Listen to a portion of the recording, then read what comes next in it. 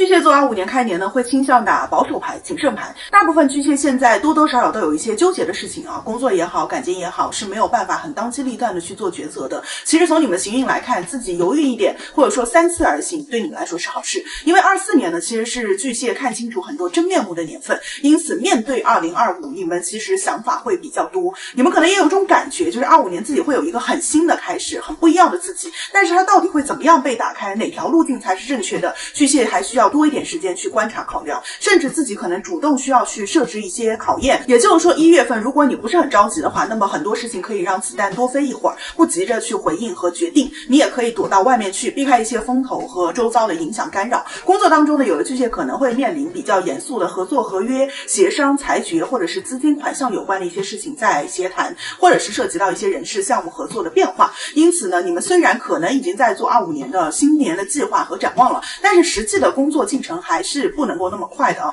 原因是你手头还有一堆眼下要清除掉的任务和心魔，你要先清仓才能够过渡到新运。所以呢，1月巨蟹有很明显的新旧交替啊、新老交接的运。那1月3日呢，金星换做到你们星图的9宫以后，巨蟹的贵人运啊、老师运啊和求学外出运会变好。12月份很多时候巨蟹是自己一个人想东想西，在揣摩别人的一个意思，但是1月份明显对外的有效沟通的频次变高了，你比较能够捕捉到对方真的意思和想法，或者他会明确告诉你，就有什么样的情况，我的想法是什么，你要怎么样去做，那巨蟹就不用太去猜测了。另外呢，财务方面，巨蟹1月会有可以改变自己财务结构的一个机会啊，比如说理财、投某资，或者是别人请你干嘛之类的。但是呢，行运看巨蟹稍微有一点点不敢，比如说不敢花、不敢做、不敢去、不敢接，这也是可以理解的啊。巨蟹有一种一朝被蛇咬10年怕井绳的感觉，面对机会和人，你们防备会大过于喜悦和理所当然的去接纳。你要非常确定没有问题，你才会投入其中。这也没关系啊，因为巨蟹的财运、经济的运的一种变动是在1月下旬到2月份。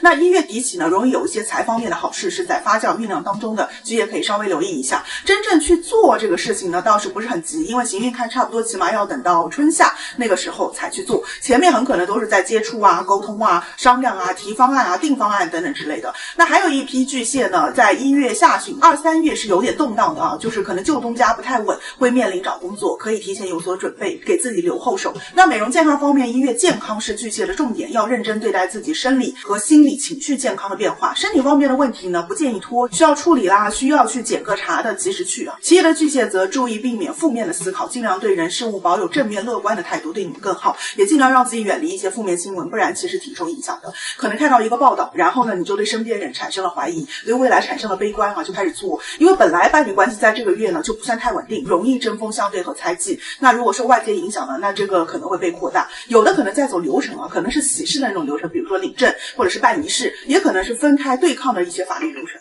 无论是哪种，巨蟹这个月面对感情啊，心都有点累，或者说容易患得患失、胡思乱想。那刚刚提醒过了，不要夸大问题，真的吵架呢，也尽量对事儿不对人，有事儿说事儿，也比较忌讳去翻旧账，尽量翻篇啊。都新年了是吧？就是要有一个新的气象，就是过去没意思，除非对方是有损害到自己的利益，否则呢，巨蟹在感情方面可以往前看了。25年你们也走新运了嘛，因为大吉星木星马上要走到巨蟹座了，是一种新生的力量。那单身的巨蟹呢，1月在旅途啊、开会啊、上学啊、网上啊，以及介绍、相亲等等这种方面呢，容易认识到人，当中也许有暗中看中你的，或者是你有意思的，但没有看到定1对1关系的迹象，所以脱单几率不高，不能够着急，还是要过一些关卡，过关斩将啊，对方才会真正的到来。那要祝所有的巨蟹座新年心马安，福禄又平安，好运啦！我是艾兰帆老师，用心理心学活好自己，重新和自我交朋友，拜拜。